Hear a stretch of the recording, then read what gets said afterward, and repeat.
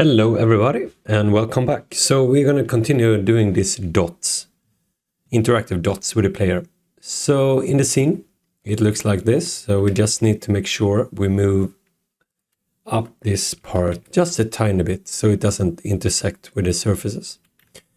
And in the dots we're going to add resolution to this, and the way to do this, we're going to make an integer and we're going to do name it resolution, and we're going to have it as a range, and we're going to have it from start value 1 value, all right, max value going to be 4. Let's do that. So value going to be 1 at the start, so yeah, maybe do 6 here, I don't know. And so first off, we need more counts. So we got 100, but let's say we want the double amount here. That means we need to do in the X direction, we need to have kind of this going to represent what we want to do. We want to have one more square here and one more square here. So if you think about it, if you double up the resolution, you're going to get 1, 2, 3, 4 times more. But then again, we need to scale it down. So first off, we need to multiply with 4 times of dots, and then we need to scale it down again. So there are more than one ways to do it, but we're just going to make a multiplier. So let's say if we do like this, then it's of course 1. And if we do wait, what am I doing? Yeah, but let's say if we do like this, so 1 times 1 is 1, so we keep the original resolution.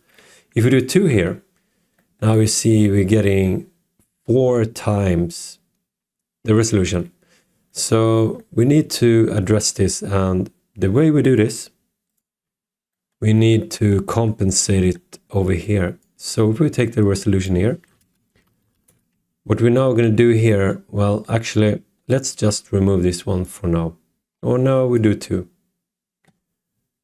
So what we want to do, we want to, because the grid size is 10 by 10, right? But now when we have doubled it, we need to be 200 by 200. So that's why we need to multiply this grid with the resolution.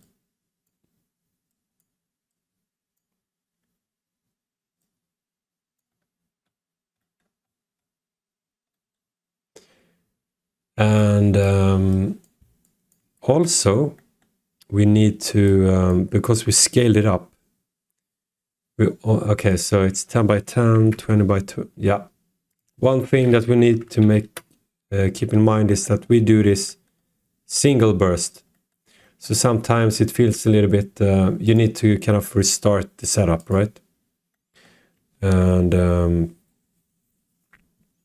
so when we have this grid, the double size, we also here need to divide with the resolution, because we multiplied it and then we need to scale it down. So the resolution goes in here, and we also need this one.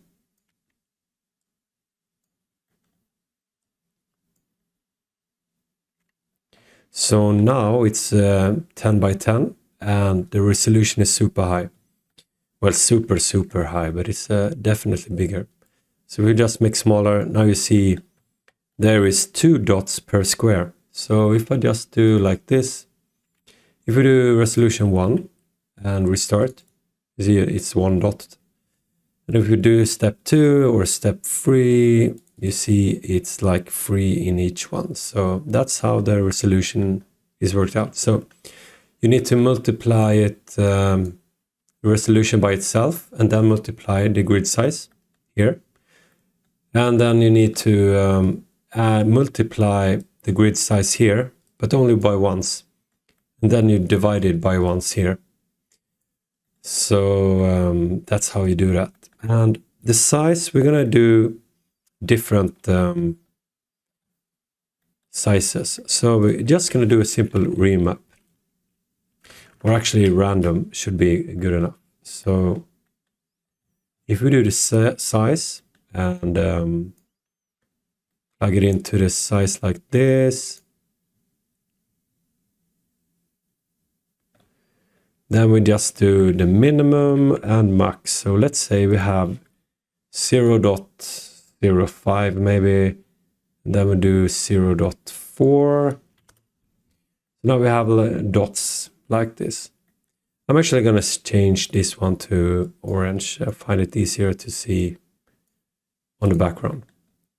So also I want some noise on this one. So I kind of want it to be a little bit more, not this even, but that's of course entirely up to you if you want it.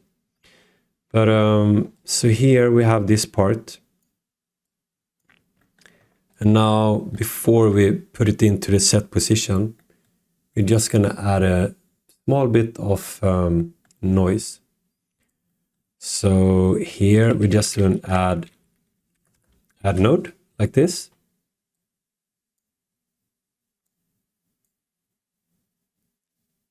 And here we're going to have a noise. We can have a value noise, 2D works, because we're only going to do it in X and Z direction. So if we do this one and open this one, we can plug up the X to X and Z to Y. And then here in the range, we can decide how much it should be. And we can do like, yeah, if we do a float here, and we do negate, and then we just plug it into the X minimum and the X maximum. If we do 0.1 here, it goes negative 0.1 there. And then we're just going to do a vector here. And then we take the X to the X and I to the Z. So now they should be a little bit offset. Here it's nice. So now we have a little bit of noise on the position. So that's super nice. And in addition to that, I also want to, set position. We also need a rest position because it's always going to go back to this state when it goes into the rest position. So we need to do add custom attribute. This is going to be a vector free, and we're going to name it rest position. And so when we start to simulate, the position and the rest position are going to be the same value.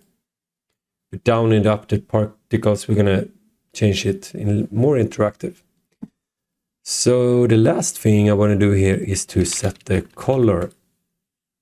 And I'm just going to really set up. So I'm going to do a random number. And if we do these two like this, they are constant, so they are the same. So if I just untick, they two will have different values. So we're going to do a vector free here that's going to represent the color.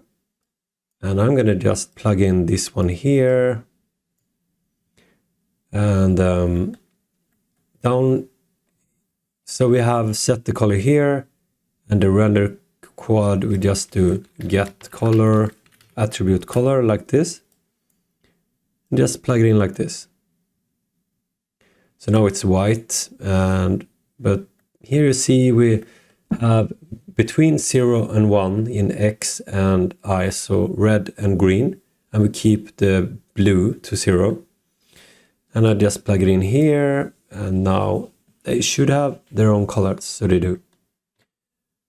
And I want them to be a little bit more pastel color, so I'm going to decrease the black amount on the blue one. And then we just need to update it. So I'm just ticking to update the system. Now we have a little bit more pastel colors. So now we got this initialize particles section finished. So now we only need to update what's gonna happen. And it's not super tricky. So let's look a little bit here. So if we look at the player, and then if we look at the, let's say, take this dot here. So we're going to take the dot position.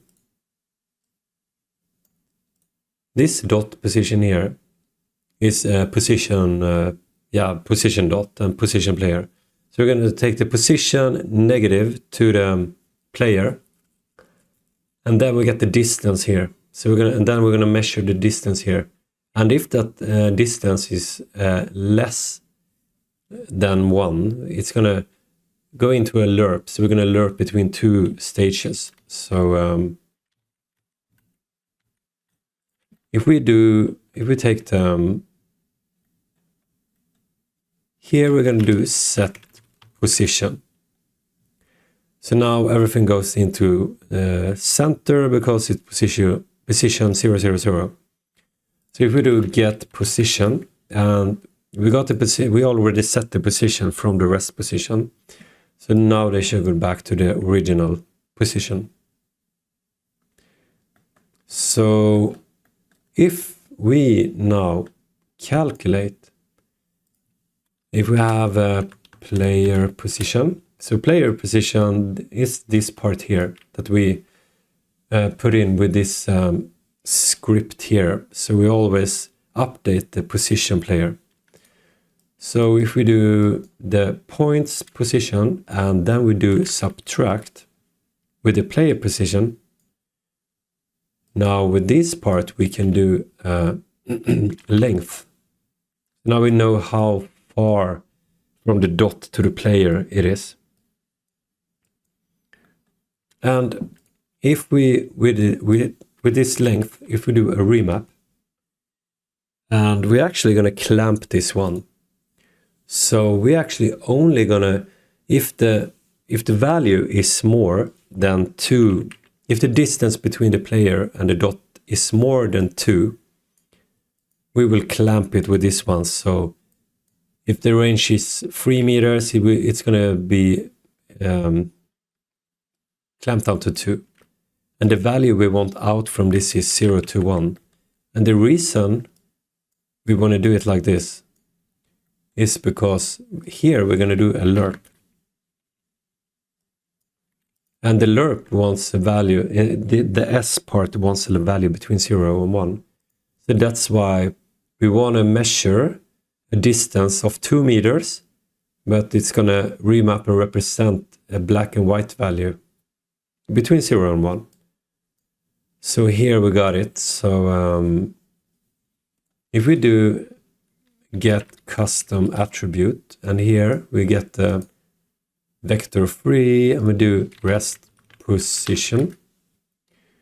So whenever the distance is more than 2 units, it will be a value of 1. And the value of 1 is going to be this port here. So if it's more than 2 units from the player, it's going to go to rest position. But if the if it is closer than 2 meters, we're going to do like this. So we're going to do the here we have the vector, right, between the player and the dots. So then we just do get position, and we're gonna take the position and we're gonna add 1 unit offset. So then we just plug it in. So what happens here is this part down here, this one is just doing the lerp function, right? And this is the, if the lerp is more than 1, we just get the rest position, and if it's less, then we're gonna add 1 unit to get offset. So you actually see it already working. So if we take the player and move it around, it works like this. So now it's kind of works, and if you want, you can actually remove this one and you get another effect. No, you don't. Well, how did I think here? I don't know. Okay, you didn't need this one. So if we save this file and we go back to the scene and we check it out, this one should work.